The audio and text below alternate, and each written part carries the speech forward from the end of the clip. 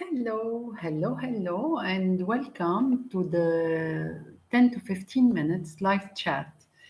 It is Saturday, May 2, a day where we're supposed to relax, and suddenly I get a call from a friend of mine. I just tell her what's the problem. She tells me I had a fight with my daughter. I tell her, what's the fight about? She says, she looks at me because we were live chatting. I said, what's the problem? She said, well, I said, go ask her. Say, Mom, are you okay? And then come back to me. So she went and asked her daughter, Mom, are you okay?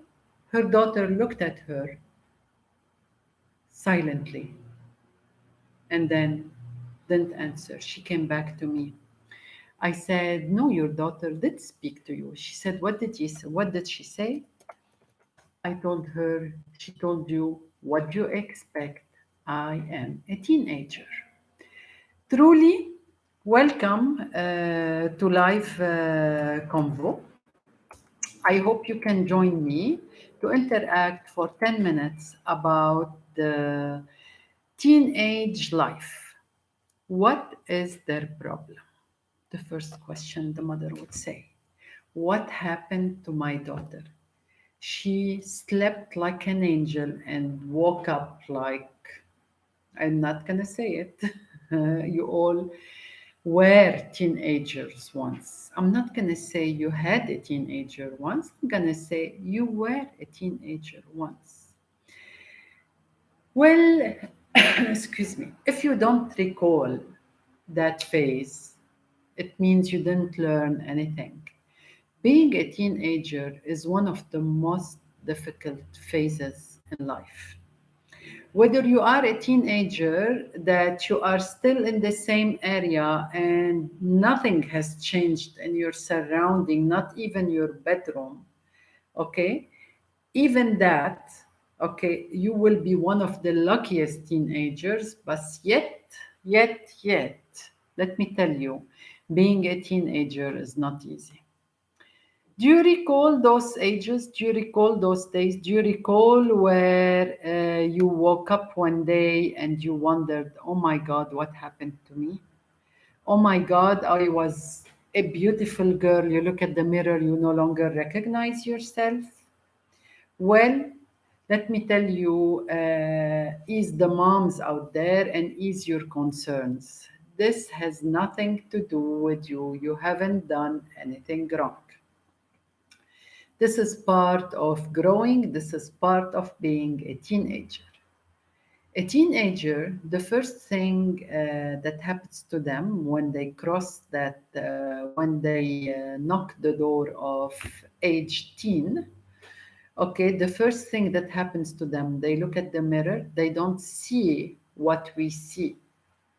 To us, our child, son, are still our daughter or son are still the same, but to them, no, they're not. Probably if the hair is poking up, okay, this is a problem. Let's not discuss the skin, the pimples. Oh my God. And you know how puberty is, okay?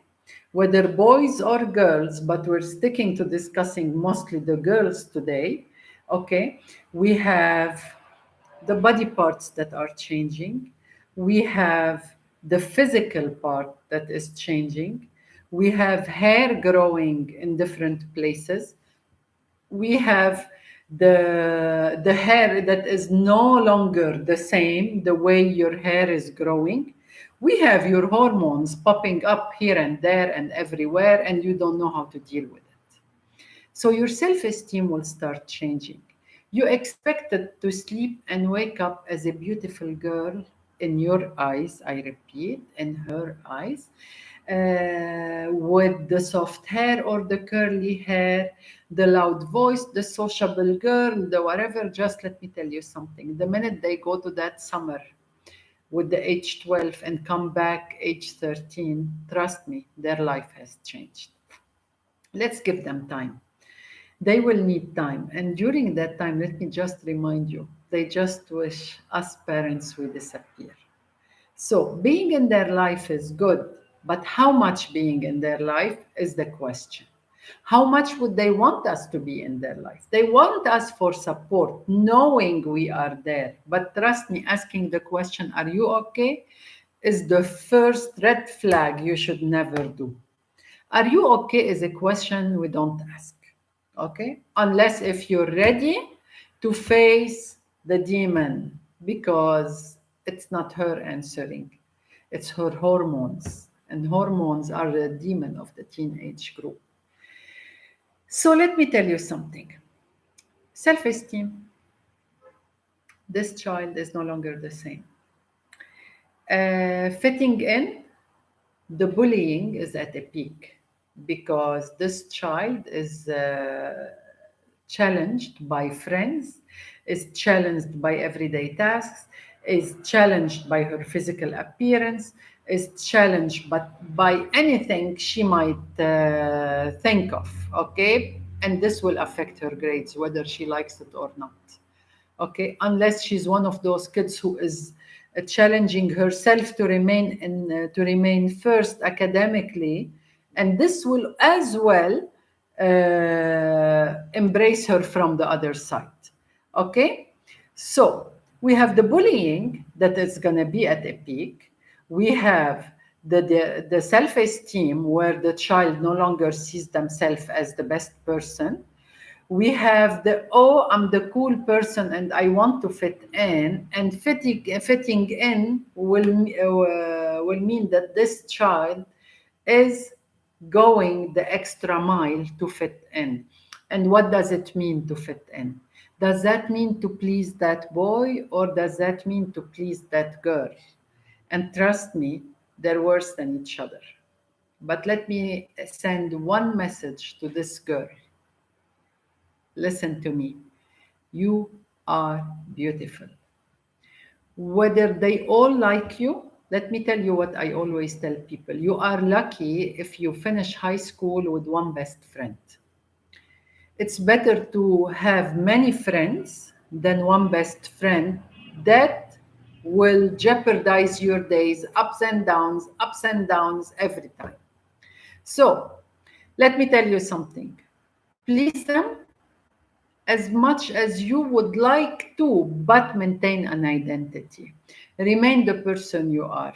Because the person who pushes you to step out of yourself and no longer be yourself is not your friend. So let's go back to ending it smoothly, because we're going to have a series also of small pep talk. Dear teenager, you are beautiful the way you are. The boy that will look at you for your shiny hair, he will look at you for your shiny hair eventually for a few days, but after that, he wants the heart and mind.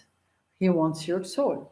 He wants to be in touch with someone whom he can conduct a conversation with and discuss a movie with and have fun with, up to the point of fun.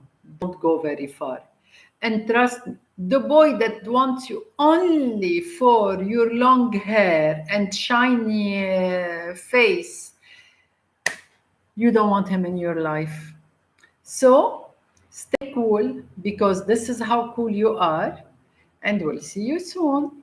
Stay tuned for more of Mommy Daughter Quarrel.